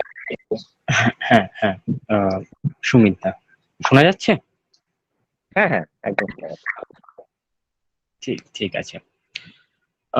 তো শিমুল মোটামুটি যতটা বলা সম্ভব ও পুরোটাই বলেছে, এবং অসংলগ্ন মোটেই বলেনি। যেটা ও বলছিল শেষে সেটা নয়। আহ, আমি একটা ভীষণ স্পেসিফিক একটা প্যারাগ্রাফ নিয়ে বলবো, কারণ এই ছোট্ট প্যারাগ্রাফটা দেখতে খুবই ছোট মনে হয়, ফুকো জাস্ট লিখে যাচ্ছেন, কারণ শেষ প্রশ্নের উত্তরটা ওনার লিখে পাঠানো ফন্তানাকে। কিন্তু সেখানে কয়েকটা ফুকো এই প্রোডাকশন অফ ট্রুথ নিয়েই অ্যাকচুয়ালি উনি কথাটা বলছেন। আমি ব্যবহার করছি যে বইটা, সেটা হচ্ছে essential works of Michel Foucault volume 3। তো এর পেজ নাম্বার 131। প্যারাগ্রাফটা শুরু হচ্ছে, the important thing here I believe is that truth isn't outside power or lacking in power. বলে যে প্যারাগ্রাফটা শুরু হচ্ছে ঠিক ওই প্যারাগ্রাফটাই আমি এই প্রোডাকশন অফ ট্রুথের জন্য আজকে ব্যবহার করব বলে ঠিক করেছি। তো এই যে the it's not that Foucault is the first one who is problematizing the notion of truth, the notion of good, or all the positive notions that we have. If there was one person to pinpoint before Foucault who did the same thing, and probably who is the first one whose effect was catastrophic in Western philosophy, in whatever sense one may think of, is Friedrich Nietzsche. I won't go into Nietzsche because for that one needs to read at least two later texts by Nietzsche. One is Daybreak, and the other is On the Genealogy of Morality. But this is what Nietzsche did much before Foucault, and Foucault is following the footsteps of Nietzsche. So what Foucault is trying to do is something that is at the same time radical, but within the Foucauldian discourses, within the corpus of Foucauldian philosophy, it seems that these ideas are omnipresent. So Foucault is questioning not the truth that appears before us, or what we know as truth. What Foucault is interested in is how do we produce truth.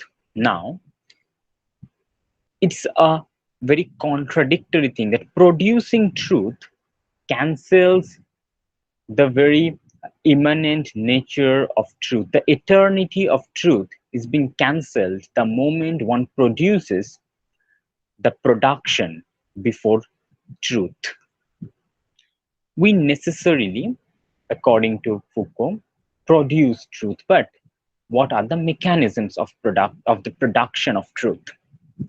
It sounds good, at least, when someone says that we are governed by truth.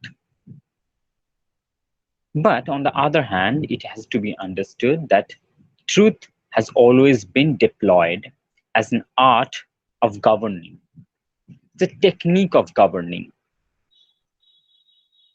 that constrains you. Every time we talk about, and Foucault indeed has mentioned this particular phrase called regime of truth. What does it mean? What does regime mean? Foucault says that the regime of truth is that which constrains an individual to a certain number of truth acts. So not this truth act, which I will come later, because it needs some clarification. A regime of truth is that which determines the obligations of the individual with regard to the procedures of the manifestation of truth. This is the regime where the individual is already guided by some predetermined notions.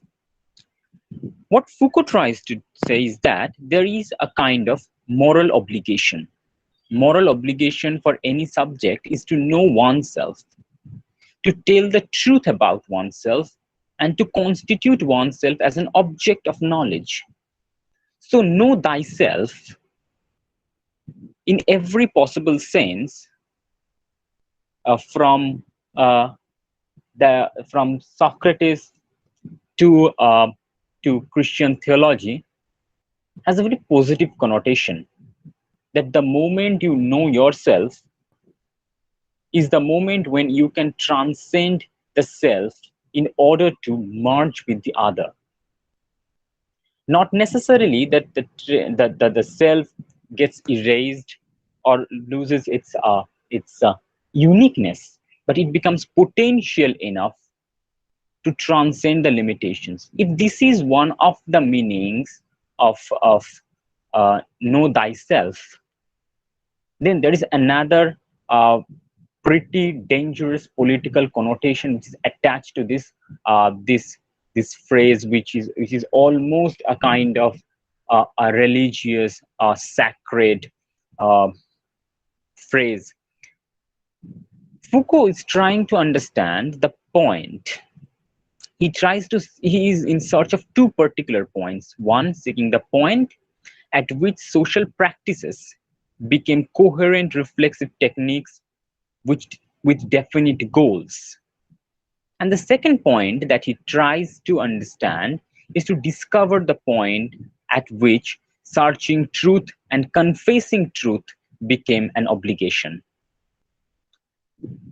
Now, the point is, how do the subject produces the truth about themselves? Here, Foucault first follows the footsteps of another philosopher, Jürgen Habermas. Habermas talked about three particular techniques. One is a technique of production, technique of signification, and technique of determination. Michel Foucault almost introduced a fourth technique that is called the technology of the self. Now, this is extremely important when it comes to the production of truth. What is this technology of the self? It is a technique which permits the individual to perform certain operations on their body, soul, thought, and in this way, they transform themselves, they appropriate themselves, they reappropriate themselves according to the need of the collective.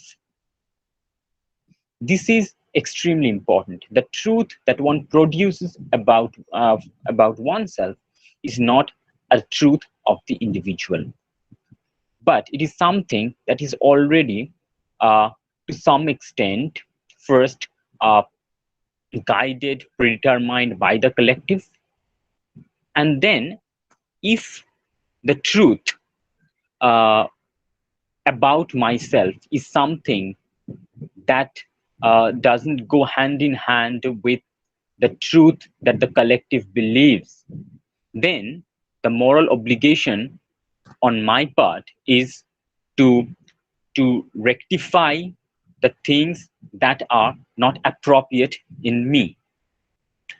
This is this amazing technique that Foucault talks about, which helps to construct the self in a particular way. Now, Foucault, in this mid 1970s and late 70s and early 80s, Foucault was not only studying the Christian theology or the medieval tradition. Indeed, he was also studying very critically the Greek culture and the Greek plays.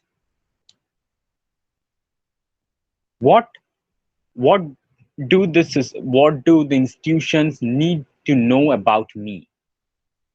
Is it and the moment I confess, how is confession related to punishment? Foucault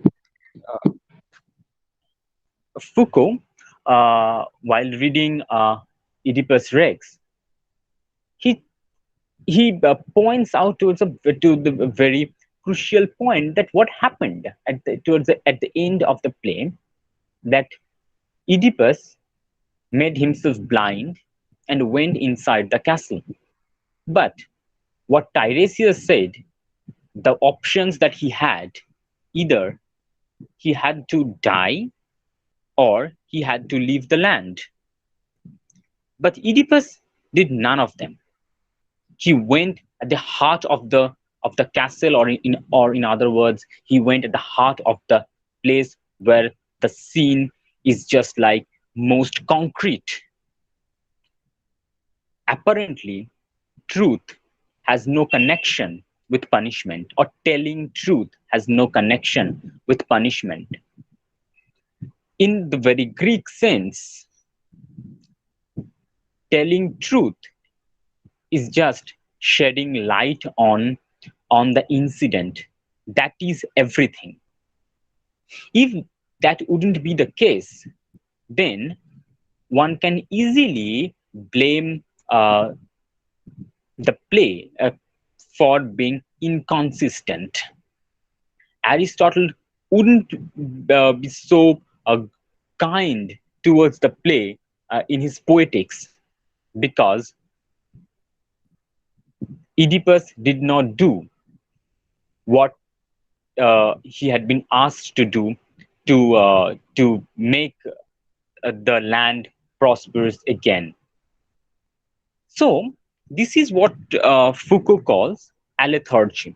Foucault was familiar with the historian named Heraclitus, and he's not the philosopher Heraclitus, who used the term for truth telling is alethorgius, from which he made a new word called alethurgy, the right of truth telling.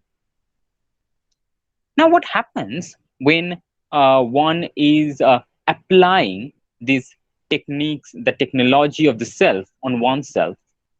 One automatically becomes more Christian in its broadest sense, probably. And confession at that point becomes an absolute necessity. What do we confess? That is the question. When someone speaks the truth out, one necessarily confesses something. But one confesses what? The church, the state, the institutions are not interested in the concrete instances.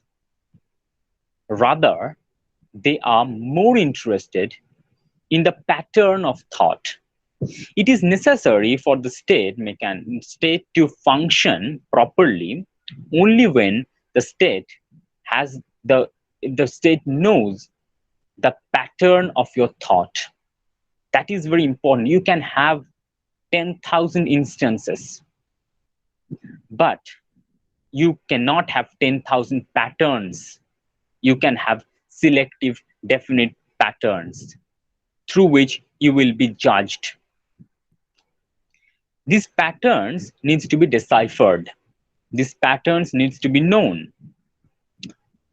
In that sense, the process, the right of truth speaking, the manifestation of truth is a penance.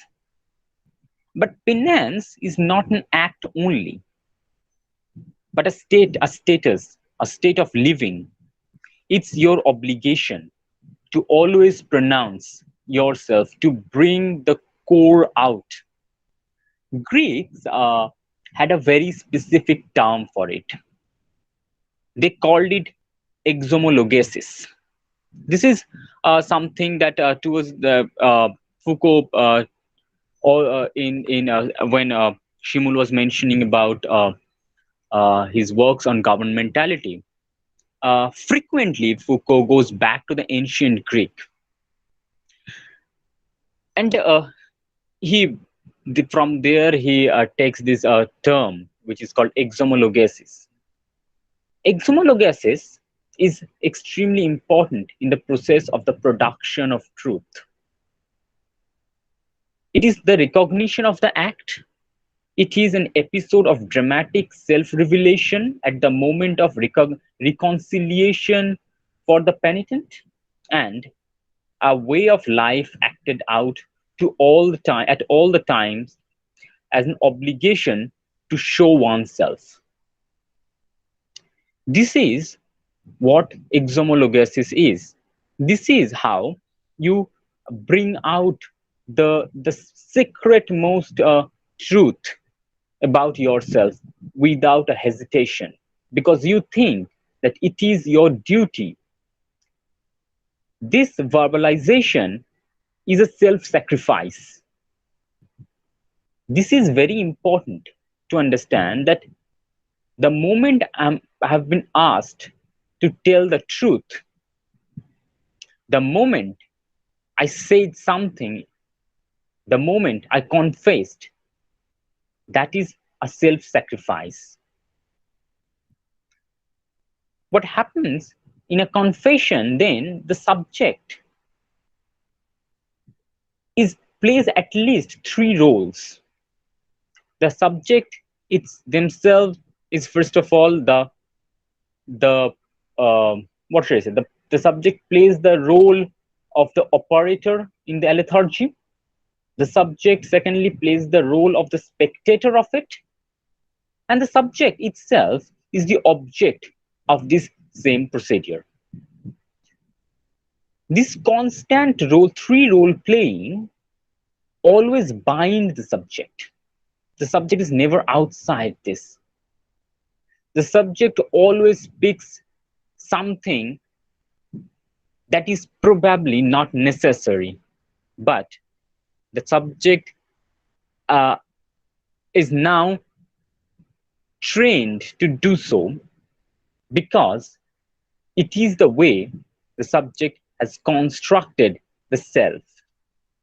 This extreme verbalization of oneself, for that, Greeks had another term that is called exagoresis. So, in the production of truth through the technology of the self, these 2 ideas play a hugely crucial role: exomologesis and exagoresis. It is through a simultaneous play of them, the subject produces the truth about themselves. And here, if we try to understand, if we take an example, that why do we think that a mad is so dangerous, or potentially the most dangerous element, I would say, within this within society, within this network of power, within this complex living? A mad is not a murderer. A mad is not a rapist. A mad is not someone who robs the country, who robs the people. A mad is not a politician. But a mad is someone who can give you 10,000 instances, but they could be disparate. You may not be able to find the pattern of thought. This is very important. The mad will never give you the pattern of thought. In Don Quixote, Quixote is a laughable character. He had to be laughable for so many reasons, but one of the reasons is he is laughable because he doesn't give you the exact pattern of his thought. And it is not that to understand that Quixote is laughable or Quixote is mad is not something that is a logic that you need to bring in from outside. Ingenioso, the Spanish ingenioso in late 16th, early 17th century used to mean mad. In the first book, in the 37th and 38th chapter of the first book of Don Quixote is called as mad. One is bad and dangerous because one doesn't produce the truth the way the state wants, the institutions want, your religion wants. Who might say that the mad self is the ultimate deconstruction of the self? No one knows, because the mad doesn't give you the hold over itself, over themselves. So what Foucault is categorically pointing out and emphasizing that the truth produces through a complex network, through complex procedures, where a lot of techniques are being imposed, where the subject is already constituted in a certain way, where the subject feels it quite quote unquote normal to be verbal about the truth, to speak out. We always say speak out, as if it's necessary for living that you need to speak. It is not necessary for living to speak. It is necessary, speaking is only necessary when some higher authority wants something from you. Speaking is a very difficult thing. How many times do we speak when we want to? Either we need to understand the circumstances, the condition where we are in before speaking.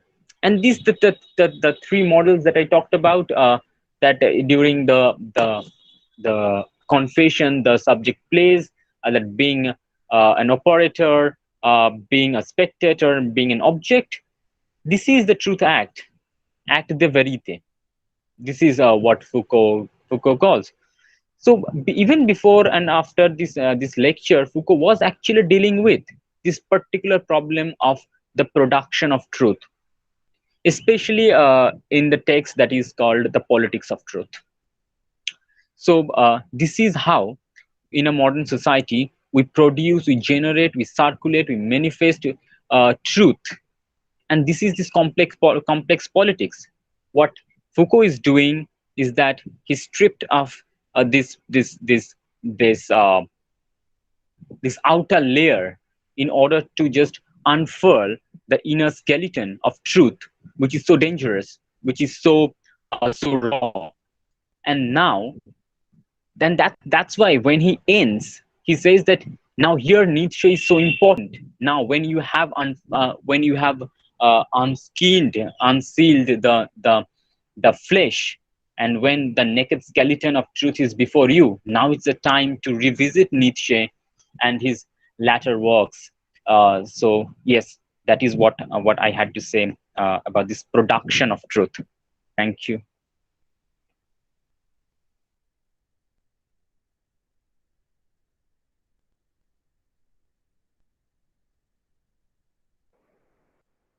অনেক ধন্যবাদ অর্কদীপ মিত্রকে। আমাদের আলোচনা আজকে এখানেই মানে মোটামুটি ভাবে আমরা গুছিয়ে এনেছি। আমরা এবার এক্সপেক্ট করব যে সবার কাছ থেকে কিছু প্রশ্ন আসবে এবং সেগুলো নিয়ে আমরা আলোচনা করলে হয়তো তাহলে যে জায়গাগুলো হয়তো আমাদের আলোচনার বাইরে থেকে গেল সেগুলো তখন আলোচনার মধ্যে এসে যাবে। তাই প্রশ্ন থাকাটা খুবই জরুরি। তাই আমরা আশা করছি যে কিছু প্রশ্ন আসবে, তাহলে আমরা আমাদের ডিসকাশনটা চালিয়ে নিয়ে যেতে পারবো।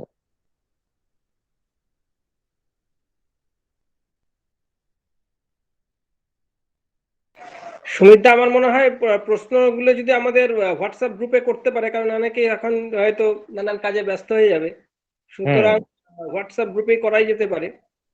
আচ্ছা, তুমি একটুখানি লিখে যদি দাও আমাদের গ্রুপে, কারণ আজকের আলোচনাটা বেশ ডেন্স ছিল এবং চমৎকার অর্ক বলেছে।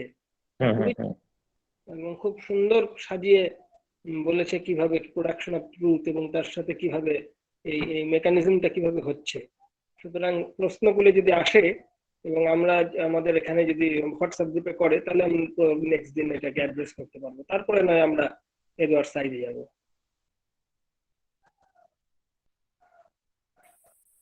ওকে, তাহলে আজকে আমাদের আলোচনা এখানেই সমাপ্তি আমরা করে দিতে পারি।